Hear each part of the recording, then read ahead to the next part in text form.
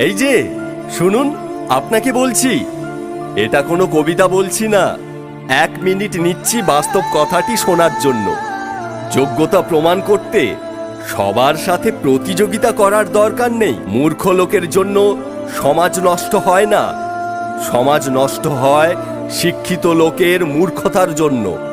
খালি পকেট এবং বেকারত্ব যা শিক্ষা দেয়, কোনো বই সেই শিক্ষা প্রদান করতে পারে না।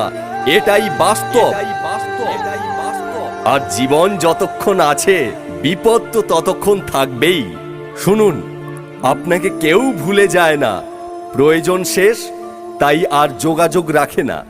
লোভ, হিংসা, অহংকার, এই 3টে জিনিস মানুষের পতন ঘটায়।